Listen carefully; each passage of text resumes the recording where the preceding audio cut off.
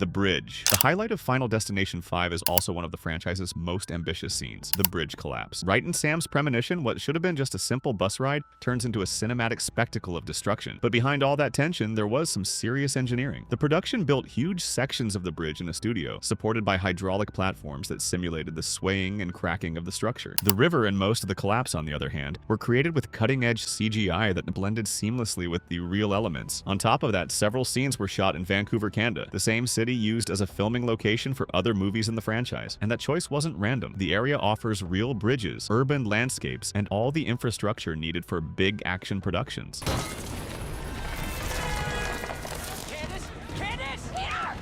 To bring that disaster to life, part of the structure was built in the studio, while other shots were filmed on a real bridge surrounded by green screens. That's how the visual effects team was able to transform a safe environment into one of the most dangerous scenarios ever seen in horror movies.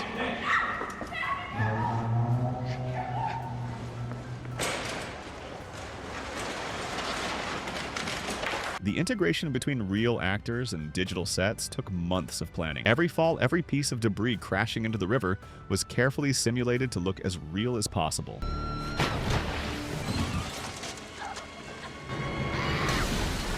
The gymnast. In Final Destination 5, we meet Candace, a talented gymnast training in what looks like a regular gym. It all starts with small details. A frayed wire on the floor, a loose screw landing upright right where she was practicing. Each element becomes part of the invisible trap Death is setting for her. When Candace begins her routine, the tension skyrockets. During the final jump, she slips and loses control.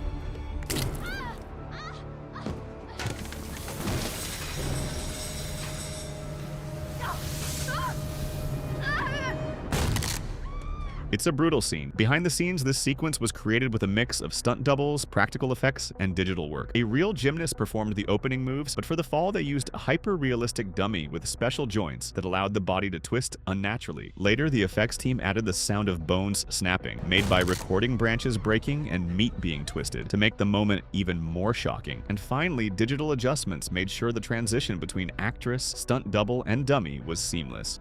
Roller coaster. Right at the start of Final Destination 3, Wendy and her friends head to an amusement park. Everything seems normal until they get on a massive roller coaster.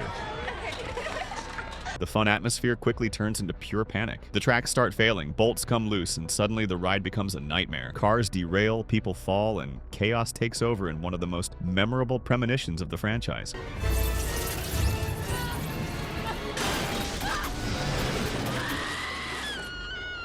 But how do you recreate something so massive without actually destroying a roller coaster? Behind the scenes, the production had to use every trick in the book, from digital pre-visualizations used to plan camera angles to the construction of multiple mechanical rigs, structures built to simulate movements or situations that would be impossible or too dangerous to film for real. One of them was made of cars mounted on moving platforms, simulating rises and drops. Another was a single car controlled at high speed, where stunt performers practiced the riskiest moves. Single car rolling quite quickly.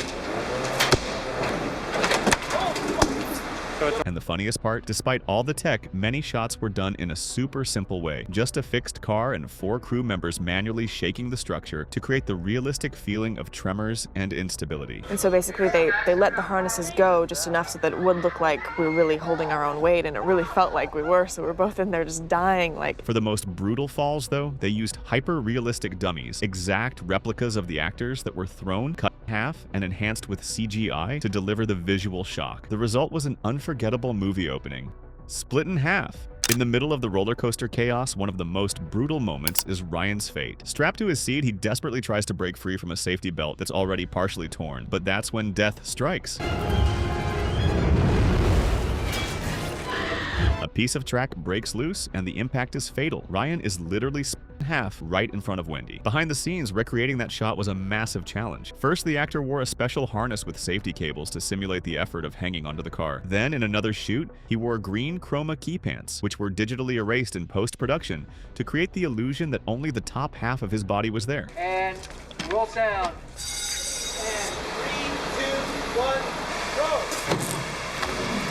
Next, an identical dummy of the actor was used for the body split. This dummy was built anatomically correct, but with a rougher, messier look, full of irregular cuts to avoid the artificial feel of a regular mannequin. Stand by for picture. And 3, 2, 1, go! To top it off, gallons of fake blood were blasted while half the body was torn away. Yeah, it's like the first time that's ever happened. The Lawnmower. Howard just wanted to enjoy a quiet family moment, but in Final Destination, Bloodlines, we learned that even the most ordinary place can turn into a deadly trap. Between grills, toys, and tools, everything that looked harmless suddenly becomes a threat. And in this family backyard, Howard meets his fate, a chain reaction accident that turns the yard into a scene of pure tragedy. It's okay. It's all right.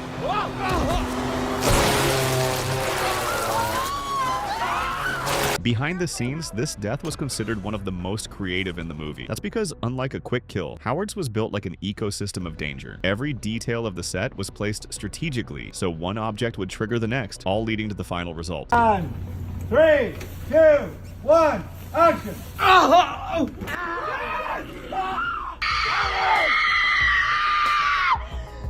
The interrupted BBQ. Another traumatizing barbecue happened in Final Destination 2, with one of the most shocking deaths, that of young Brian. During a family gathering, everything seems calm, the movie is nearly over, when suddenly a simple barbecue turns into an inevitable tragedy. The grill explodes, sending debris flying in every direction.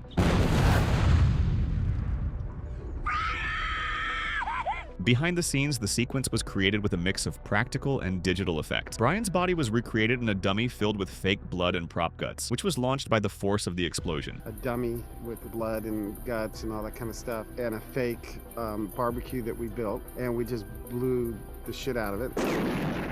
To make it look more real, the crew built a prop grill specifically to be blown up on camera. Meanwhile, the actors reacted in front of powerful air cannons that blew their hair and clothes around, simulating the blast wave.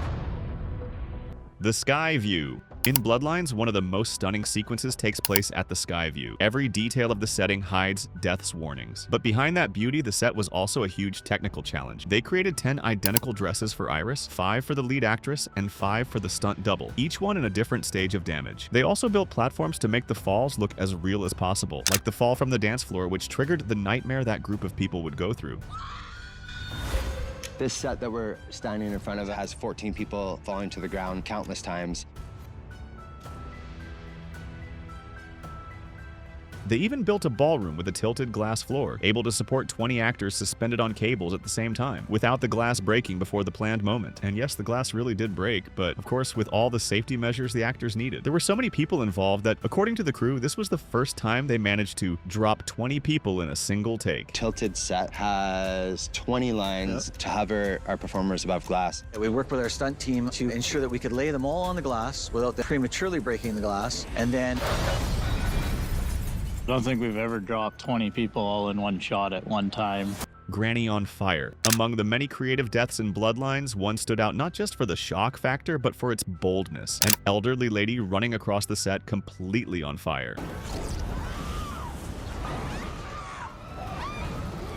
What most people don't realize is that this moment was 100% real. The person behind it was Yvette Ferguson, a stunt woman at an incredible 71 years old. With that, she made history as the oldest person ever to be set on fire on camera in a movie production. And yes, it was real fire. To guarantee safety, the crew used a state-of-the-art fire-retardant gel that could protect her skin even under high heat, along with a specially designed costume built to resist flames. The shooting time was precisely timed so Yvette could run, deliver her performance, and be immediately put out by the safety team. The nail gun. In Final Destination 3, one of the most unexpected and brutal deaths is Erin Ulmer's. She and Ian work at a hardware store while Wendy tries to convince them that death is still after them. At first glance, the place looks like just a warehouse full of ordinary tools. But we're watching Final Destination, right? And we know those tools can easily become deadly. Well, that's exactly what happens to Erin, who becomes the victim of a nail gun.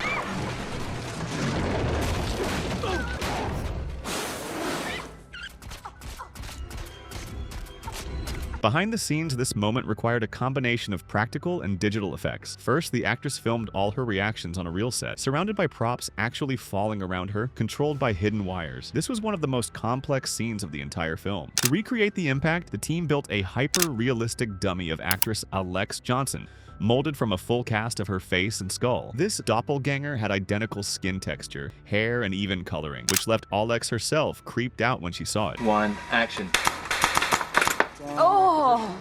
let's go look real quick. Wow. The dummy was equipped with a pneumatic system that allowed real nails to be fired. Each nail was mounted on fiberglass tracks inside the fake head, and when fired, compressed air pushed them outward in different directions, simulating the fatal impact. To push the realism even further, blood rigs were installed inside the fake skull, tiny reservoirs of stage blood that burst along with the nails, making the liquid run naturally down the face. Sound design also played a key role. The team mixed the actual noise of a nail being hammered into wood with layers of raw meat being pierced, creating that gut-wrenching shock of impact. The explosion. Clear Rivers had already survived so many accidents, but as we know in this franchise, no one escapes for long. Inside the hospital, a fire turns the hallway into a deadly trap.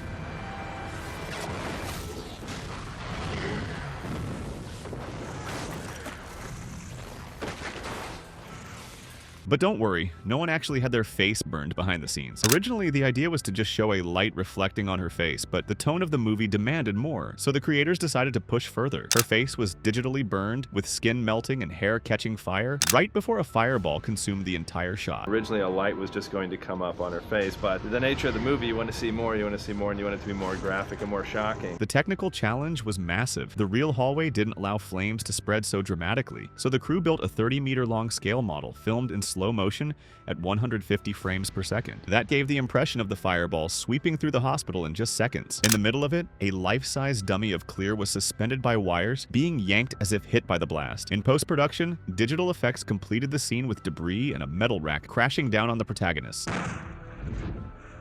The explosion, as big as it was, on film it didn't look huge. And that's how the franchise said goodbye to one of its most iconic characters, the Tricentennial. In Final Destination 3, besides the iconic roller coaster, one of the most difficult sequences to film was the Tricentennial Festival, where death once again hides behind an innocent-looking setting. Oh my god, Julie. What? Look, there's Khalil. Should we?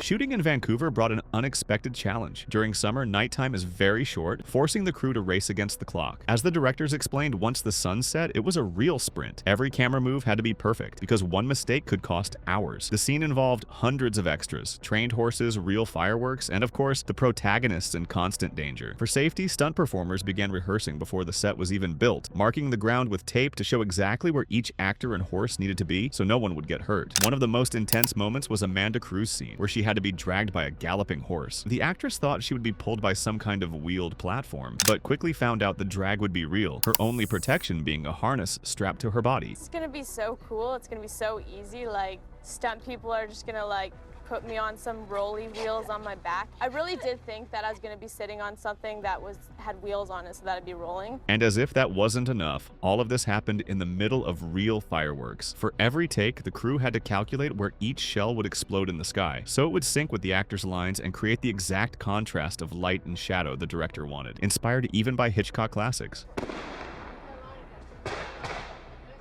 Yeah.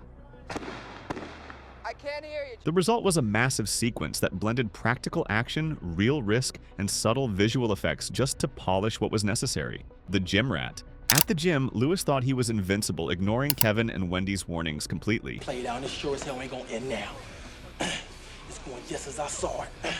But he found out the hard way that he wasn't. A series of small accidents leads to two swords above the machine he's using, cutting the cables. For a few seconds, he celebrates again, thinking he's cheated death. But the moment he sits back down, well, you know what happens. I just win. That's all I know how to do, Kevin. Baby, I just win.